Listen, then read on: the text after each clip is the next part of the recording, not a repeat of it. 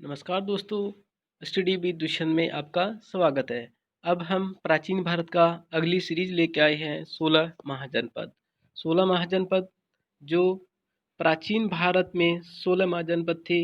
इन महाजनपदों का समयकाल 600 ईसा पूर्व से लेकर 300 ईसा पूर्व तक माना जाता है। यह महाजनपद भारत में बिहार से लेकर लेकर अफगानिस्तान तक फैले हुए थे। अर्थात हम कह सकते कि पूरे उत्तर भारत में ये फैले हुए थे। इनकी जानकारी बौद्ध ग्रंथ अंगुत्तर निकाय और जैन ग्रंथ भगवती पुत्र सुत से प्राप्त होती है। यानी कि ये क्वेश्चन बहुत बार आया हुआ है कि बौद्ध की महाजनपदों की जानकारी किस ग्रंथ से मिलती है, तो वो ग्रंथ है बौद्ध ग्रंथ अंगुत्तर निकाय और जैन ग्रंथ भगवती सूत्र से प्राप्त होती है। तमिल ग्रंथ शिल्पाधिकारम में भी 3 महाजनपद जैसे वत्स, मगध और अवंती का उल्लेख मिलता है। इन 16 महाजनपदों में से 14 राजतंत्र और 2 वज्जी और मल्ल गणतंत्र थे। यानी कि ज़्यादा अधिकतर राजतंत्र व्यवस्था थी इस टाइम पे भी। बुद्ध काल में सर्वाधिक शक्तिशाली महाजनपद वत्स, अवंती, मगध और कौशल थे। ये दोस्तों एक डायग्राम है, सॉरी मैप है 16 महाजनपदों का। 600 BC के आसपास का, यानी 600 ईसा पूर्व के आसपास का ही ये जगह। देखिए ये यहाँ पर काम्बोज है और ये गांधार है। ये दोनों ये पाकिस्तान और अफगानिस्तान के बॉर्डर के पास के एरिया थे। उसके बाद हमारा आता है कुरु, जो कुरु है हमारा कुरुक्षेत्र, मेरठ, पानीपत के आसपास का एरिया कुरु था। पांचाल हमारा बरेली के आसपास में था। कौशल हमारा अवध क्षेत्र, और यहाँ पे सुरसेन मथुरा के आसपास था।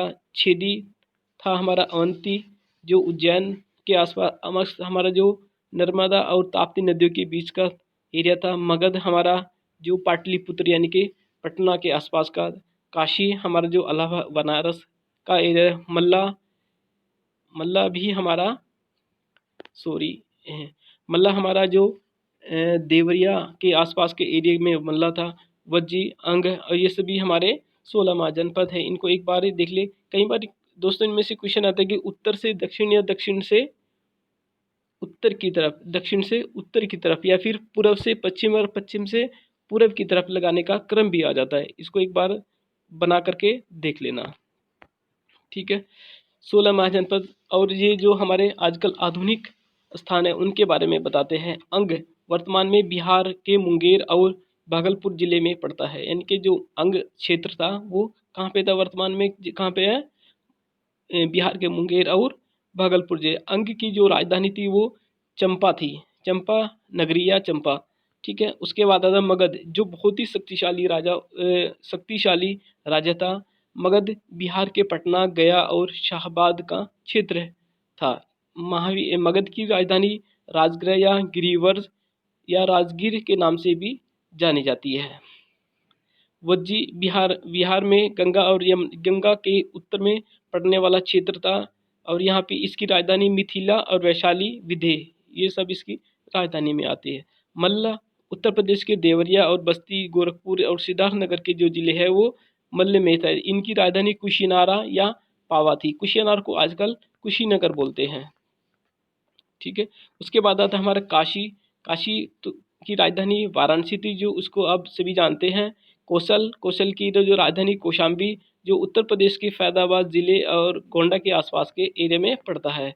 छेदी यह बुंदेलखंड का एरिया था, जहाँ पे शक्तिमाला इसकी राजधानी हुआ करती थी। कुरु अभी हमने डिस्कस किया, हरियाणा, दिल्ली और पश्चिमी उत्तर प्रदेश का मेरठ का जो एरिया है वो इसमें आता था। और इसकी राजधानी इंद्रप्रस्थ नगर थी।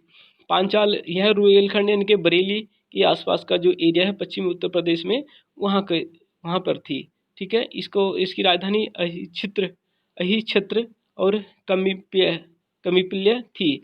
उसके बाद आता है हमारा सूरसेन की राजधानी मथुरा थी। मत्स्य राजधानी के अलवर और भरतपुर के क्षेत्र को बोलते हैं। इसकी राजधानी विराटनगर थी। अवंती यह बहुत ही इंपॉर्टेंट है, इससे क्वेश्चन बहुत बनते हैं। और इसकी राजधानी उज्जैनी और महिष्मती थी। ठीक है। ये जो मालवा का जो मालवा के पठार में ये एरिया पड़ता है। उसके बाद है हमारा अश्मका, यह नर्मदा और गोदावरी नदी के बीच के क्षेत्र को बोलते हैं। ठीक है। उसके बाद है हमारा गांधार। गांधार पाकिस्तान और अफगानिस्तान के कुछ क्षेत्र में मिलता है, और इसका जो एक बहुत ही प्रसिद्ध शहर था तक्षशिला। तक्षशिला ये शिक्षा का सबसे बड़ा केंद्र भी था।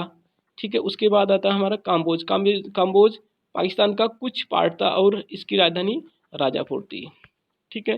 तो अब हम एक एक को फिर दोबारा से पढ़ते हैं। अंग, यह आधुनिक भागलपुर और मुंगेर जिले में स्थित था। इसकी राजधानी चंपा थी, यानी कि बुद्ध काल में चंपा की गणना भारत के 6 महानगरों में की जाती थी। यहाँ का शासन दही वाहन महावीर स्वामी का भक्त था, यानी कि कौन था? दधी दधी वाहन, जो महावीर स्वामी का भक्त था। उसके बाद हम पढ़ते हैं काशी। काशी की जो राजधानी थी वाराणसी थी। इसकी राजधानी वाराणसी वरुणा और अस्सी नदी के बीच स्थित थी, यानी कौन कौन सी नदी? वरुणा और अस्सी नदी के बीच स्थित थी। यहाँ का सर्वाधिक शक्तिशाली शासक ब्रह्मदत्त था। प्रारंभ में यही सबसे शक्तिशाली महाजनपद था। इसका अधिकार कौशल और अंग पर भी था, परंतु बाद में कौशल की शक्ति के आगे इसने आत्मसमर्पण कर दिया था। उसके बाद हम पढ़ते हैं कौशल। कौशल की जो राजधानी थी श्रावस्ती थी। वर्तमान अवध का क्षेत्र इसके अंतर्गत आता था, यानी कि जो लखनऊ का आसपास का एरिया है। इसकी राजधानी श्रावस्ती अचिरावती या राप्ती नदी के तट पर बसी थी। यहाँ का सर्वाधिक प्रसिद्ध शासक प्रसेनजीत इच्छावुक कुल का था।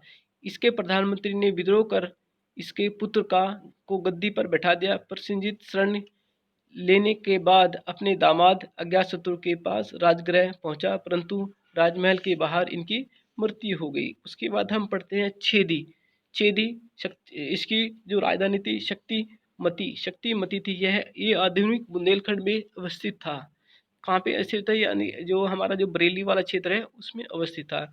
उसके बाद हम पढ़ते हैं वत्स कौशाम्बी, यानी कि भगवान बुद्ध के समय यहाँ का शासक उदयन भी बोलते हैं उसको।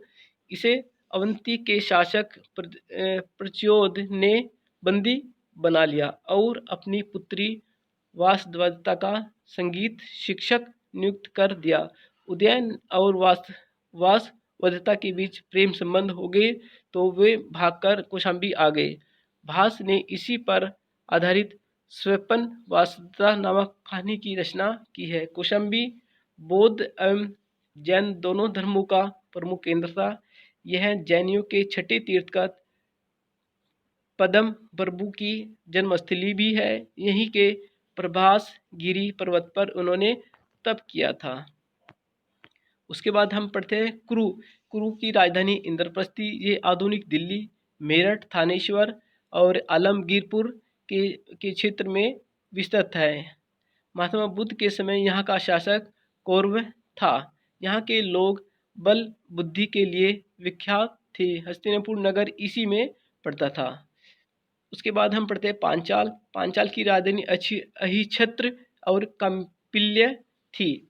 ये आधुनिक रुहेलखंड के बरेली, बदायूं, फर्रुखाबाद के क्षेत्र में विस्तृत था। पांचाल दो भागों में विभक्त था। उत्तरी पांचाल की राजधानी अहिच्छत्र अथवा अहिच्छेत्र और दक्षिण पांचाल की राजधानी कौपिल्य थी। कन्याकुंज जो इसको आजकल कन्नौज कहते हैं, इसी के अंतर्गत आता है। यानी कन्याकुंज को कन्नौज को उस टाइम पे क्या कहते थे? कन्याकुंज कहते थे। उसके बाद हम पढ़ते हैं मत्स्य, जो विराटनगर इसकी राजधानी थी। ये आधुनिक जयपुर के निकट स्थित था। इसका संस्थापक विराट था।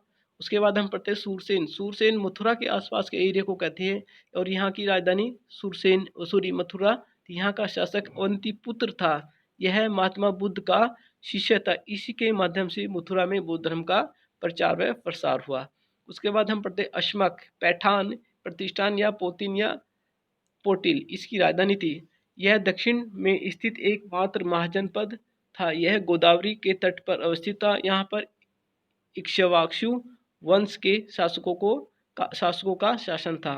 उसके बाद हम पढ़ते अवंती की राजधानी उज्जैन और महिष्मती थी। यहाँ का शासक चंद्र प्रद्योत महासेन था। यह राज्य दो भाग में विभक्त था। उत्तरी अवंती की राजधानी उज्जैन और दक्षिण अवंती की राजधानी महिष्मती थी।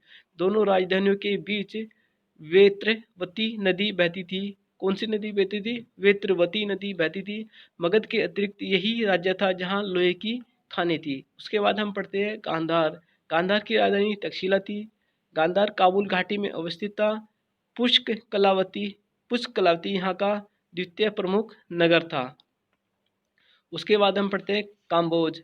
कम्बोज हाटकपुर इसकी राजधानी या राजपुर इसकी राजधानी थी। कम्बोज अपने घोड़ों के लिए प्रसिद्ध था। कम्बोज अपने घोड़ों के लिए प्रसिद्ध था। यह गांधार का पड़ोसी राजा था और अफगानिस्तान में पड़ता था। कौटिल्य ने इसे वार्ता शस्त्रोजीवी संघ कहा है।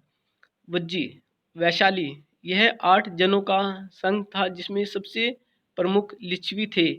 इसकी राजधानी गंडक नदी के तट पर अवस्थित थी। गंगा नदी वज्जी और मगध के बीच की सीमा निर्धारण करती थी। इस संघ में 8 न्यायालय थे। लिच्छवी गणराज्य को विश्व का पहला गणतंत्र भी माना जाता है। उसके बाद हम पढ़ते हैं मल्ल।